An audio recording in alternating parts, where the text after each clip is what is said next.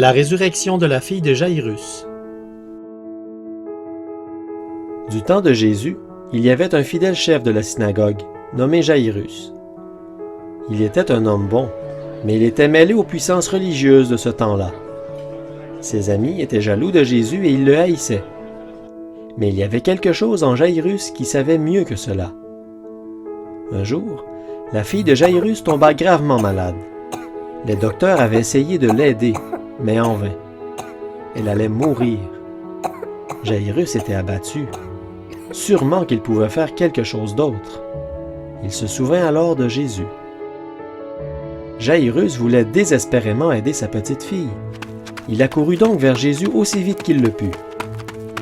Il se jeta aux pieds de Jésus et s'écria « Ma petite fille est à l'extrémité. Viens, impose-lui les mains, afin qu'elle soit sauvée et qu'elle vive. » Jaïrus ne se souciait pas de tous ses amis qui le regardaient. Il se fichait d'être mis à la porte de son église ou de ne plus être populaire. Sa fille se mourait et il savait que Jésus pouvait l'aider. Quand Jésus accepta d'aller chez lui, Jaïrus a dû se sentir beaucoup mieux.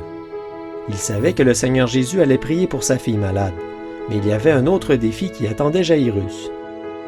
Alors que Jaïrus était en route vers la maison, un homme arriva et lui dit qu'il était trop tard, que sa fille était déjà morte. Il dit à Jaïrus de ne pas importuner Jésus plus longtemps, puisqu'il n'y avait plus rien à faire. Jésus, ayant entendu ce qui venait d'arriver, encouragea Jaïrus. Il lui dit « Ne crains pas, crois seulement. » Lorsque finalement ils arrivèrent chez Jaïrus, tout le monde était triste et pleurait. Jésus les regarda et demanda « Pourquoi faites-vous du bruit? Et pourquoi pleurez-vous? L'enfant n'est pas morte, mais elle dort. » Les gens qui ne croyaient pas en Jésus savaient que la jeune fille était morte, mais Jésus avait dit qu'elle dormait. Ils se moquèrent de Jésus et pensaient qu'il ne savait pas de quoi il parlait. Ils allaient bientôt voir que c'étaient eux qui ne savaient pas de quoi il parlait. Jésus fit sortir tout le monde, sauf le père et la mère de la jeune fille, ainsi que Pierre, Jacques et Jean.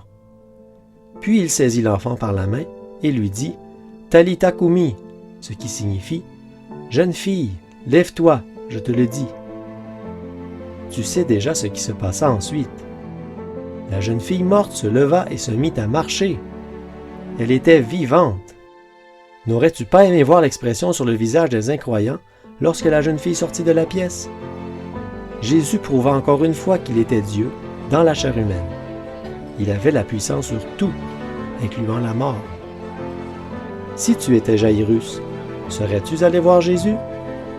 Sais-tu que tu peux l'inviter dans ta maison encore aujourd'hui?